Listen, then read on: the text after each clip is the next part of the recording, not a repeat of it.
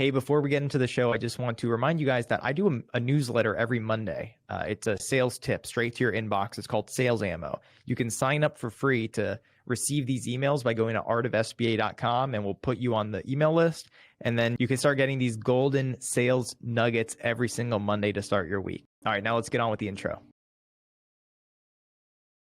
We are back from our trip to New Orleans, and it feels like we were there for a week. We sat down with 7 of the industry's best and brightest, including today's guest, Diane Gallion. She's been doing SBA lending since before I was born.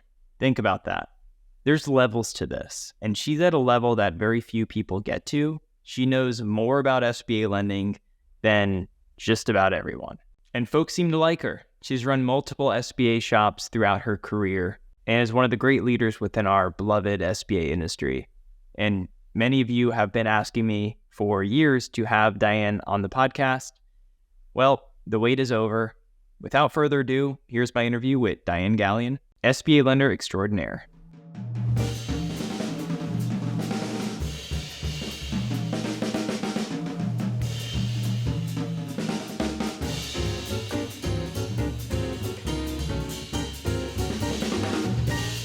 The SBA industry is rooted in banking, and banking is old school, but that's all starting to change. You hear people talk about AI, and it all sounds great, but let's be real. You and I don't know the first thing about AI, but Lumos does. Lumos is an analytics company that provides small business lenders with better tools that drive better decisions in a more efficient process. Take the Lumos Business Report, for example. This is going to completely revolutionize how deals get underwritten, starting with the BDO. The Lumos Business Report allows lenders to search for a specific business and in seconds access all kinds of information like a business overview, industry data, insights into competition, average pricing, even a predicted expected loss, all tailored around that specific loan request. Guys, we can finally make credit decisions using actual data. Stop using what you think you know about an industry to make credit decisions and start using the whole story. Let Lumos take your small business lending to the next level with cutting-edge analytics and AI by going to lumosdata.com and scheduling your demo today. Diane, welcome to the podcast. Hey, thanks, Ray. So people have told me I should get you on. I think you are officially legend status in the space, in the SBA space. And I don't know you that well, so I'm excited to learn a little bit about you. I want to kind of just get an overview of your background in SBA lending, if that's okay. Okay. So once upon a time in Las Vegas, Nevada, a person who never set out to be a lender or a banker took a summer job. And for the record, I was going to be a nurse. So banking and nursing don't even go together. And I took a summer job at a mortgage company so I could put gas in my car waiting to, start college in the fall. I found that I really liked helping people when they were making a big life decision to buy a house. And I was 19 and didn't know anything about finance other than, getting gas money. But it would prove to be the launch pad, I would say, for me to get an SBA. I learned to work in a government loan program. Didn't know any different. And then I became the risk taker who said, this is fun. So what can I do next? And I just started learning different parts of what all seemed to be part of lending. And one day I got a call from a bank. And I won't bore you with all the things I learned in banking, but being in Las Vegas was fun in banking because the clients I started with as housing became casinos and construction projects, and learning a lot about how to make loans. After that, the phone rang and a friend of mine called and said, hey, Diane, got this little job I think you'd be really, really excited to talk about. And I go, I don't think so. I like what I'm doing. And he goes, yeah. Okay. Let's go to lunch. I want to introduce you to SBA. I go, what is SBA? He goes, fun stuff. I'm like, it's the government. How can it be fun? Right. It became my life. It really did. Just the first day I walked into SBA world, I was at Bank of America, and they didn't speak in full sentences at Bank of America. It was land of acronyms. Right. And I had my white notepad, and I'm sitting down back of the room so no one sees me writing everything they said. There was like SBA, CRA, S this, B that. And I'm like, my God, I was just blasting this pad. He reaches over and he takes my hand and just push the pen down, Diane. We'll explain that to you. Don't worry. And it was one thing after the other, after the other. And it just kind of was like building a giant quilt.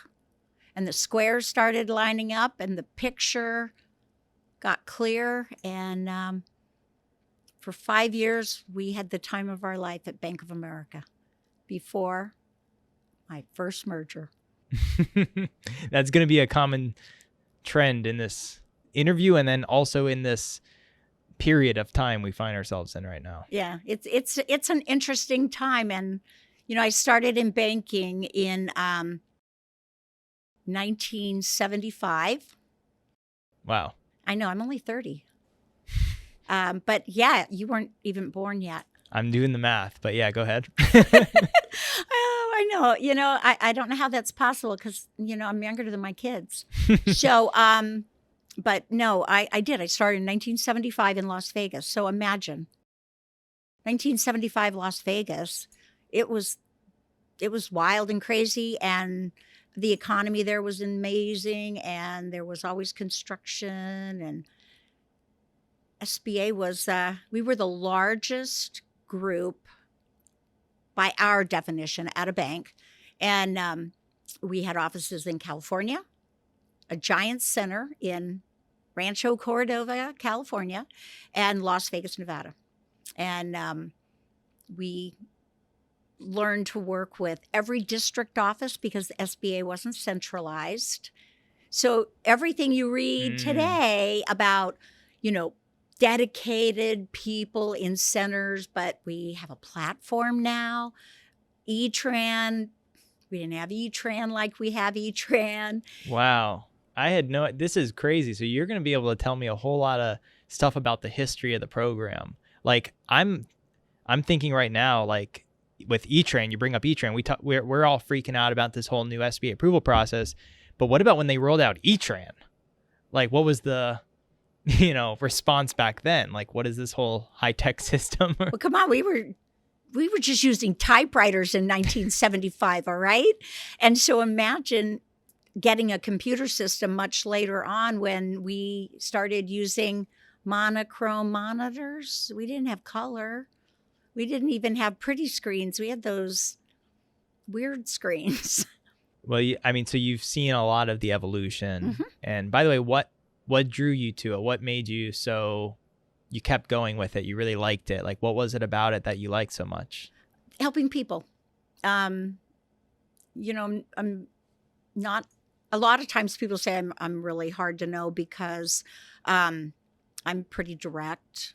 Or like I gave you a hard time that one day you posted, a cute video. You were driving in your driveway and I sent you a little sidebar comment about your red car and you just give you a little poke. And I didn't know you that well, but it just seemed like fun to get your attention and say, hey, someone saw what you were doing. And it was good, but it was fun. But usually I'm pretty, intense and people don't always get to see all the fun. Well, I enjoyed joining what Bank of America, we called ourselves the Dream Team. And we really enjoyed working together. And when that ended, I was committed to finding another place that it would be fun. Because people do their best work when they're having fun, not when they're, it doesn't feel like a job. Right. Well, you talked about the merger back then. You also had a merger more recently. So Well, first of all, let me ask you this. What's your current role? Where are you at currently? So I'm at First Citizens Bank. That is headquartered in Raleigh, North Carolina, a 135-year-old bank, still family run. Okay. Incredible. And what are you doing there exactly? I'm in the SBA group. I've taken a more supportive role. I report to Adrienne Sipe. She heads up the division. She's very, very good leader. I like the way she approaches things, and we had an interesting, sit down and chat one day, and it was like I could work with her. I would love to be part of what she's doing. I don't envy her job. She's got a big job. Well, she must be very, pleased that she has an industry legend on her team there Legend. alongside her. Thank you. Well, that's code word for you've been around a little while. No. I mean, I would love to be a legend. I'm a little early, but I think that's the ultimate compliment, especially when it's such a small community and, people speak highly of you. That's like the best. Well, whoever they are, I love you all. Thank you. I appreciate it. A lot of people in my ear saying I should get you on, so it's long overdue. Now, was there a merger recently with that bank, or? Yeah. I came to work with Bank of the West, and Bank of the West was acquired by BMO. That's Bank of Montreal, but BMO and the North American group out of Chicago, headquartered, which, I spent 12 years in Chicago in my career. And I was like, oh, this is exciting. It's a bank that I never worked at, but I knew. So it was exciting. And this merger was not any different than the last because two banks come together. And in my case, we were overstaffed, but there was not really, they asked me to stay to the conversion, and conversion means when you get your systems converted so that no longer Bank of the West or the bank has a platform with all their data on it, all their data moves over, and the teams are now one bank. Okay, one bank. So it was BMO and Bank of the West, they merged, and essentially when there's a merger, and they both have SBA departments, and I've never been a part of a merger, so I'm just trying to learn, but ultimately someone has to decide who's kind of merging into the other, right, on the department. So they had Bank of the West merge kind of into the BMO system. Yeah, the acquiring bank. So think about a BizAc. Okay, the seller goes away and the buyer takes over. So the acquiring bank merges the bank, the target bank, that they come together. And then the culmination of the management structure that the new bank will be can include a variety of team members. And then if there are other divisions or efficiencies they want to maintain a different way, then they may have, they don't need everyone in those roles. Bank of the West is actually one of the first names I heard when I got into the space. And by the way, when I got into I also kind of fell into it, and I didn't need gas money. I needed beer money. So I went with a company that was going to pay me $7.50 an hour to be an intern at an SBA shop. So that's how I fell into it. And one of the first names I heard in the space was, believe it or not, Bank of the West. And I was in Orlando, and they're kind of like West Coast. Mm-hmm. But we were a 504 interim lender, and I guess they were active in some sort of respect on the 504 first side. But I always thought they were solid. They've been around a while. And with these mergers, I just feel like sometimes it could be like the end of a good thing. Like if Bank of the West had a really solid shop, but it kind of folded into BMO and they were the bigger bank, but their shop wasn't as, whatever, wasn't as experienced, or it just had a different kind of culture or something like that. And then then there's turnover. That's kind of what I always see when there's a merger. It's never, I feel like it's more often not a good thing for an SBA department. Do you think that there's is that a common pitfall you see with mergers? Does it become the end of a good thing, or do you ever see them where there's a merger and then it actually works out for the shop that you were at? Well, I think you have to look at the bigger picture, Ray. And when a company buys another company, they have a lot of either they have good things going on in their company, and they have good things in the company they're acquiring. But, size and scale are important too, right? So blending the talent is the most, probably the hardest It's job. hard. It's the hardest job for anyone. And if you again go back to like a business acquisition, you don't want to disrupt your people while you're discovering how do you do what you do over here at your bank. And we can't, you can't discuss all those things like, Right. because we're government, the regulatory rules and things. So, you still have to discover after you close the sale. I gotcha. So there's always some element of change, but change is a good thing. And when we don't make change, we could get stuck in the past too. You mentioned earlier about all the fun you had back in the day with the Dream Team. Yeah. Was that your funnest role? Or like, if you look back at your whole kind of career, like where did you have the most fun? Well, I think because it was my first time in SBA, but there were, 200 people in a team, and that was big. And but I've had fun in a lot of different places. And the part that just really brought it all together was when I started getting involved in NAGLE. Really? Yeah. While the Dream Team was great, we weren't allowed to go to NAGLE. We weren't allowed to go to NADCO because we didn't need to. We weren't the salespeople. We weren't, and it was expensive, right? So, as you were learning your craft, you were learning on your own, and then training would come in. They'd bring it in. We were a big group. So I remember when I met NAGLE, the head of education at the time, and I was like, wow, she's got this stuff down, and then I was highlighting my book. We didn't have it online at the time. The SOP didn't come online for a very long time. And so we had, I had Post-it notes and notes that said on page 65, paragraph here, I go look at page 110. And then I'd go to 110 to find another rule that tagged on to that rule. And then they'd come out with a new SOP and you're like, oh my God, I have to highlight my book again. So, looking back is kind of the fun. Yeah. And staying up to date. But when I started getting involved in NAGLE, it was a chance to get to know the why and the how, or the why we didn't do that. And NAGLE's always done a great job to help us learn what the intent is, or how can we be compliant while we take care of our clients.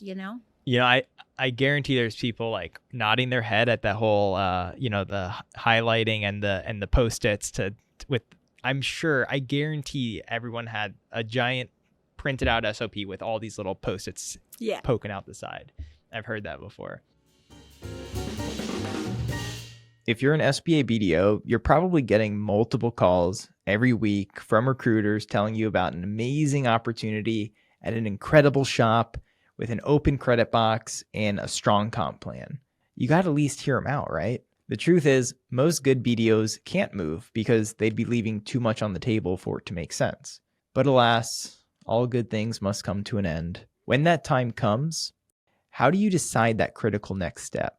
You need to talk to an industry insider who knows the market inside and out, an advisor that can cut through all the BS and tell you what it's really like to be a BDO at this bank or at that bank. Baker Lewis has 30 years experience, not just in recruiting, but in every aspect of SBA lending. They know the business and they are committed to helping people make the right move, even if that means they don't get a placement fee. If the time has come for you to consider a move, I'd encourage you to partner with an advocate like Baker Lewis, who will help you evaluate the market the way they would if they were making the move. An agent who can help you get the deal you didn't think was possible. Let me tell you folks, anything is possible. Call Baker Lewis. Looking at kind of your background, you've been in sort of an operation management, like director of operations kind of position a few times throughout your career. Is that right? Yeah. I mean, I started it in mortgage. I learned what sales did because we had people that brought in loans for our group, and then process, right? There's the intake. They're so similar. And so I gravitated originally to how things got done, because it just seemed like I like to get my hands dirty. I like to find out why, and I wanted to find solutions. My nickname at Bank of America was Find a Way Gallion, because I said, well, I don't know what to do with that. Well, Diane, what are you going to do? I said, I don't know. I'll find a way. You know, it was my risk taker, inquisitive nature, and don't take no for an answer. And that's, hurt me from time to time, but it's also kept me moving where I wanted to go, because I didn't take no. I'd find how I could get there. Or in the case of, SBA, I would pick up the phone, because we didn't always send emails. I got to talk to a lot of people at SBA. The ROBS program, the 401k rollover, was what it started out as, and then it got buzz names. I could tell you that I remember having to call SBA and say to a guy named Sloan Coleman. Shout out Sloan. I think he's long since retired, but, he was the person that figured that whole, how do we work with it in SBA? And I'd call and I'd say, well, Sloan, I've got a deal. And I'd walk him through it, and he'd say, yeah, I think that might work. Okay, so what do I do next? And he'd say, well, let's get that in here and let me look at it. Okay, we had computers, so we'd email it in, and off we'd go. And he would say, okay, that's going to work. And he'd send the memo and put it in our file, and we'd move on. Find a Way Gallion. I like it. So that's interesting. So, I mean, I hadn't heard of the whole ROBS 401k rollover probably maybe for the first time 5-6 years ago. Mm-hmm. How long's that whole thing kind of been around? Ooh, let's see. Longer? 2001. So I was a little late to the party, I guess, myself. Well, hey. But that's when SBA started actually putting it into their, So there were a group of CPAs out there, people that found that ruling in the IRS code, and they looked at, investment, right? What's your 401k? It's you investing in yourself, right? You put your money into it, and by different means. And there was that ERISA Act, but yeah. So, by the way, finding a way, you need that in SBA. You need to. That's what it's all about. You got to find a way. You got to get creative sometimes. But you said sometimes it's come back to bite you in the butt. What did you mean by that? Well, not everyone appreciates, when you when you call them up and say, hey, I've got this idea, and they're like, no. We don't do it that way. Well, I know, but we could do it a new way. Now, that's change, right? Yeah. So, exactly. And then we all go through our bits of when change works and when we're afraid of our own change, right? We all go through it. We're going through it right now as an industry. There's a lot of people going through personal change, right? As the industry is moving around we're in another economic cycle. We've normally said when interest rates go up, SBA thrives. Right. Right? Because normally it does. The banks have to make a shift and lending, and we've always flourished. Well, right now we're all kind of going, there's a lot going on, and we're not as confident at every level. We're just kind of trudging our way through. This isn't, like the Great Recession. It's not like anything we've seen. Mm-hmm. And I think once, we had a really long kind of cycle, right? Coming out of the Great Recession all the way up to COVID. Mm-hmm. It was just one steady uphill climb. And I, having entered the industry in 11, I didn't even know it could go down. I thought everything always just went up. So didn't you take that economics class? I think I got a C- in that one. So I was halfway there, but then since COVID and coming out of COVID, everyone kept saying, well, now is SBA's time now. And it's like, okay, well, 2011 was, because it was just crazy. We were Yeah, giving out free money essentially with 90% guarantees. And then 2022 and it's like 2023. It's like, okay, well, 2024. And it's like, it's just been steady, I think. So I don't know. It's just like unlike anything, but it is changing. I mean, certainly change has been it's like every 6 months there's a new thing. Rising rates, inflation, supply chain, COVID, like going backwards. And I'm sure it will continue. It will. It will. I mean, I was telling someone the other day as they said, "Oh my God, interest rates! What's going on?" And I said, "When I was in the mortgage business, 8.5 was a normal house loan. Of course, a jumbo loan was 250,000. So you Can't know, get a house for that now. yeah, you can buy a car for that now." But it was, everything's relative, right? We make different money, we make better wages, so it's all relative. But so many people have been born and never heard of interest rates, Right. right? I said, well, guess what? They'll have to roll out that ARM loan again. The 5-year adjustable rate mortgage for houses. I bought one in the 80s. Our house mortgage was 11.5. Prime plus 3. And the cure was sell before the rate goes up again, or pray for rates to come down. That sounds like a solid strategy.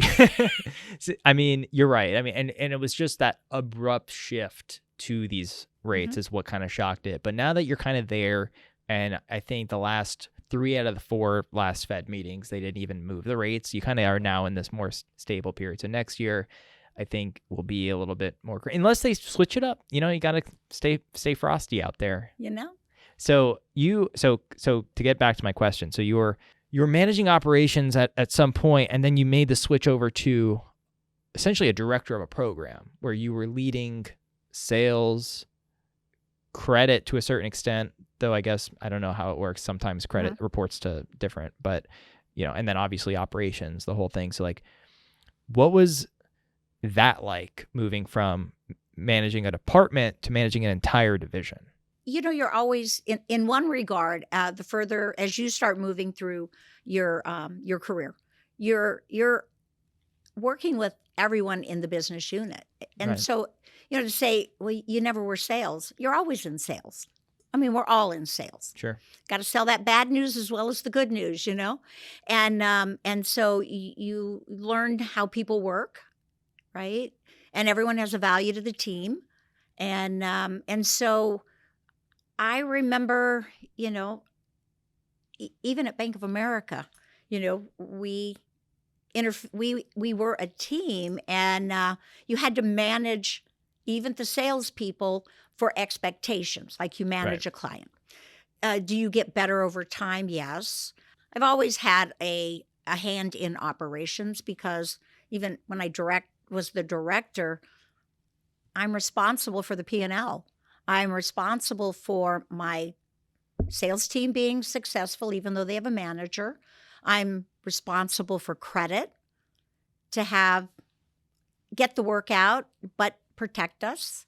And you either start small and you manage direct, or you grow your team, and eventually you can hire the talent to support you because you're now managing a bigger business. So I was fortunate to start out in managing closing, credit, and construction. Then saw that in a couple of our business models, sales needed to be more in the field. So you get sales assistants, or you have a pre-credit team. And so their deals come in, we help in triage, put it together, or the system does now. But we help them so they could get it in, get moving, and get it into process. So you look for the way to just get your team going forward. And for me, because I'd done all the jobs, right? I had underwritten, I had been a construction lender, I had done it in different places, and I just kept building my skills, or in my mind, I built my skills. I've made a lot of mistakes, but I think my team always kept me honest. And I've had some people work with me at 5 banks. So, you build a rapport with people. There's a trust. And then there's the fact that, you know what, who takes the fall, right? Who do you blame? Well, you got to blame yourself if you're the leader. And it's not easy, but at times it's like, you can't fault your team when they're doing their job and something goes wrong, Well, yeah. but- It sounds like it was a natural transition for you then. I think over the time, the way it transitioned, the time I had time in slots where it allowed it to become natural. And when the opportunity came to start something, I thought I was ready. And I'm sure there are people who would say, yeah, maybe not, but you're in it and failure's not an option, I think that the people I've worked with in every shop, when they trust you and they work with you, they forgive you too. They forgive your mistakes, and then you just keep going. I remember I was at Flagle and I met a guy named Bruce Marks, and I think he was at the Bancorp at the time. And you were leading that group, right? At that time. I started Bancorp. That was what you were saying when you started. That was one of my starts. I have done startups, closures. Wait, what's a closure? When they bring you on and they tell you we're going to lay off your entire team and we need you to unwind this thing. Really? Yeah. That's a thing? Well, it's not a fun thing. Damn. And oh, wow. Yeah. Why would you do that? I mean, it happens in the industry, right? So the bank changes their mind, or the company, right? They want to exit a product line, or and you they're have to just repositioning. They come in and say, hey, Ray, we're not going to do that anymore. So we're going to kind of like stop doing SBA loans. And they need somebody to come in to unwind. They can't just like press a button. Well, I didn't get hired and told it was going to happen, but I joined a bank, and in a short time of maybe 9 months, they had a meeting and we all got called in, and people were advised that we were going to stop being an SBA lender. Do you think they knew that when they brought you in? I don't know. I really don't know. I asked a lot of questions about everything because I was going to move. What changed? That when there's a board and the board comes to a decision that either something's not getting them where they want to be, or it's they've had a shift. They don't. It's never always clear, but sometimes the byproduct of something is, your decisions don't fit the bank anymore, and they're going to pivot to something different. I want to talk in general, and because you are very smart, you could probably run a bank at this point. So in general, but I want to get specific, but in general, why would a bank leave SBA? It's risk mitigation, it's fee income.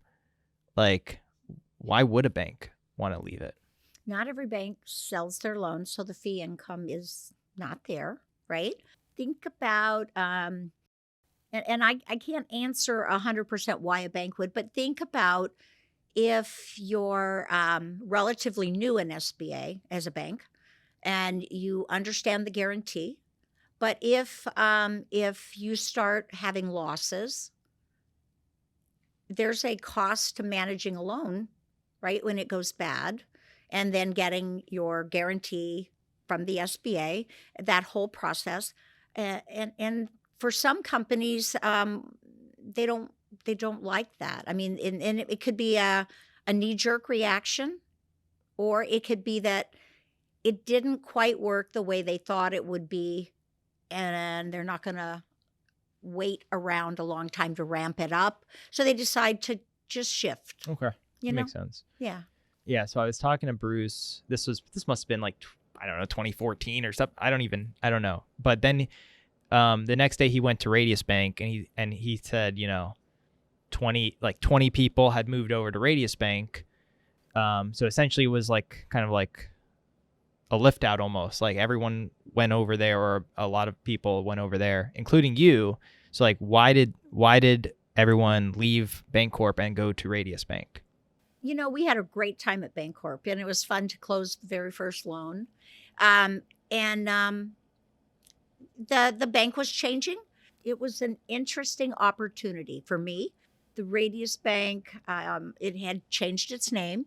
It had, it was a, God, I forget their name, but they were a community bank that was originally formed by the Carpenters Union.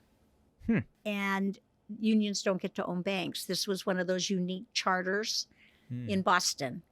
Interesting. And so that bank totally went through a change, and it recapitalized itself a different way so that it could be compliant with state, and they did some great things. And I was approached and said that they had liked and seen what we had done at Bancorp, and would I be interested? And I was afraid to leave my team, and the thing that really happened was that I told them I was going to take the opportunity, and I thought I'd have a runway of time. But the thing that happens in any place is, if someone's leaving, you separate them away from your team so that they can't cause harm. And I would have never harmed. I loved the 6 years I was at the Bancorp, and it was a wonderful place to work. But I got kind of like, ooh, this sounds like fun. Let me go do this. Yeah. And so when I changed, suddenly people just called the bank, and they said, hey, are you hiring? And I just suddenly, they said, hey, this person applied, and I'm like, ooh, how exciting. And suddenly there were 26 of us. That's crazy. First of all, you had one person that's followed you to 5 banks. Then you had a whole division follow you.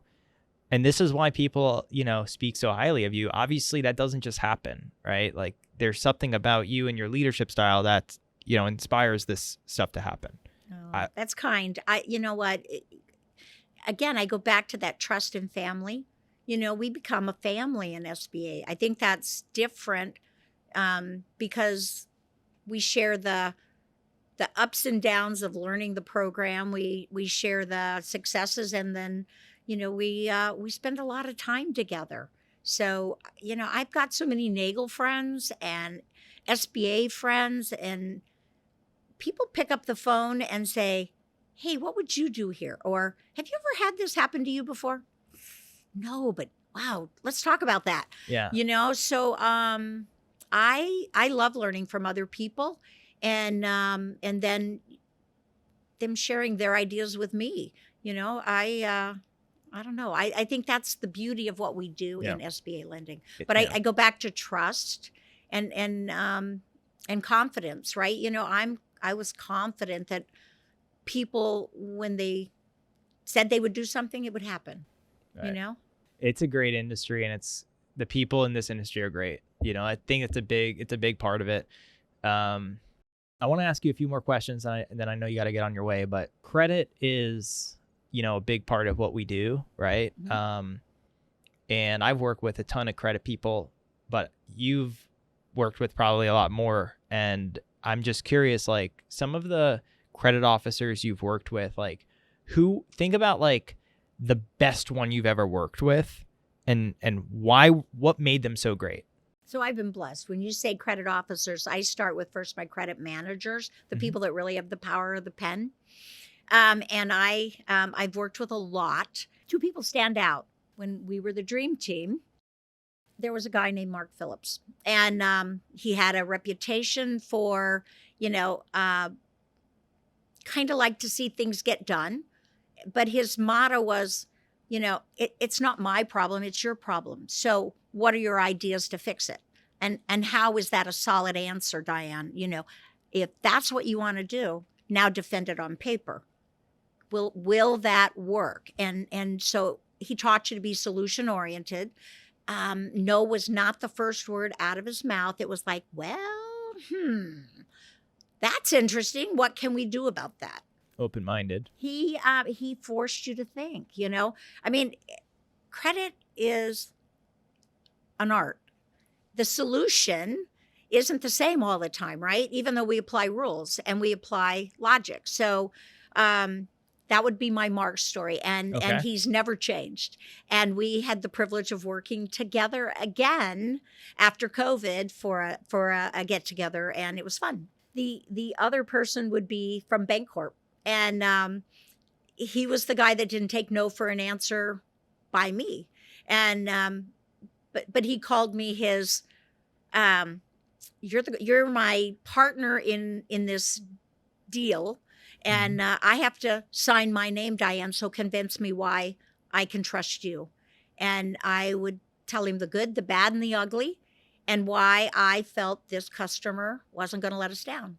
And we'd talk every day in the car. He'd be picking up his kids, and I'd be telling him about my deals, and I'd be telling him about my underwriting manager, and what a great job they'd done vetting out things. But here's where I think there's a stick in our deal, and can he get over that? Can he support our credit? And he found most of his ways there, and other times he'd say, no, Diane, I just can't get there, but you did a really good job.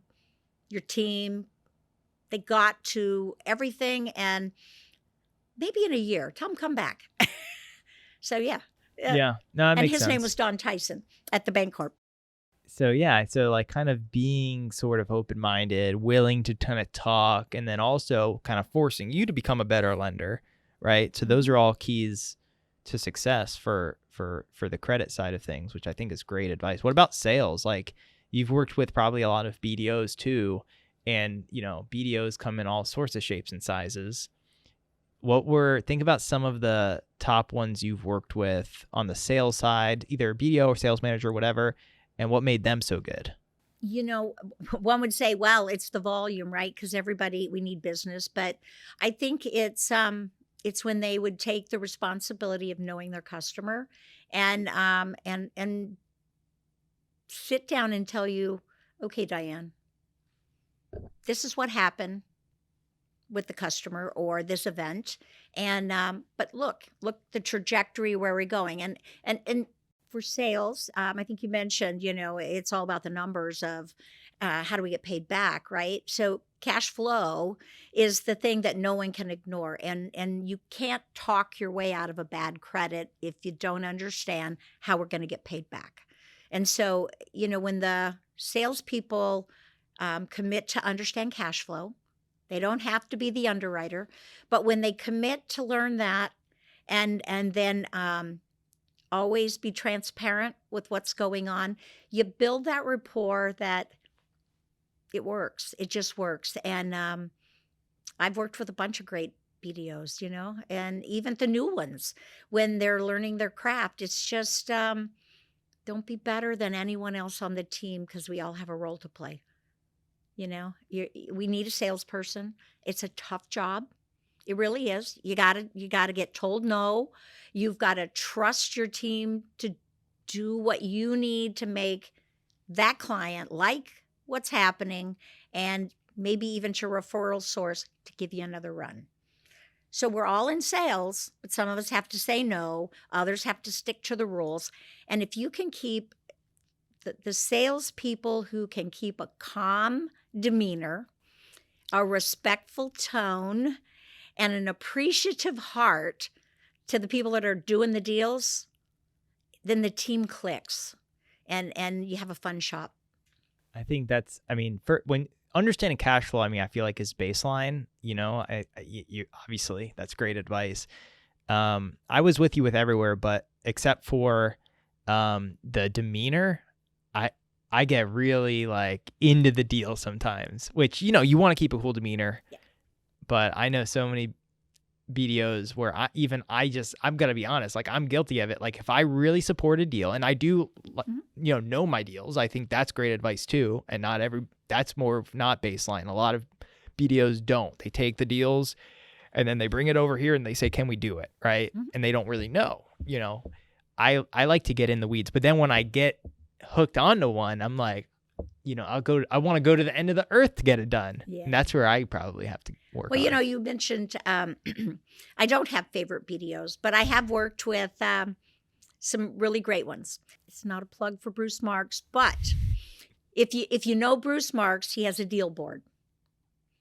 And a deal is a deal. And he loves his clients, but he also knows that if that deal's not going to work and you've tried your best, then it's time to move on. Right. Because it is better to tell the customer no, you know, and you learn your no's. But he would always be, he'd say, hey, you know, if I can't get that deal when I pre-flight it and we've talked it, okay. Yeah. I'd rather they get to a lender that can take care of them now. Yeah. Especially, I mean, we call it like sometimes the slow no too. Like if it's just not going to be a fit, you know, people want to know that right away, you know, I could live with that, right? We can all live with that. Okay, good stuff. And what about, let me ask you this. What's the hardest part about SBA lending today? Like in this environment, like what's your biggest challenge? What's the hardest part right now?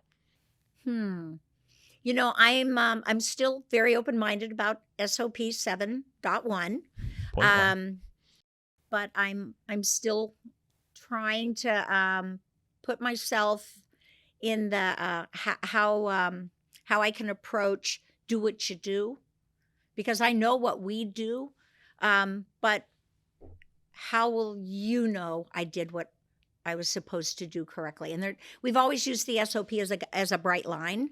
While it's gray, there were enough of the mile markers or the things that told you, I'm doing this right, this is right. These are the areas that could hurt me if I don't do it correctly. And then have I given SBA enough information that if something were to happen, they could see how we got to our decision. Right now, I don't know that I'm there yet. I'm still trying to digest the new SOP. Well, and you talk about like understanding the why behind it. Do you feel like you understand the why behind some of these changes?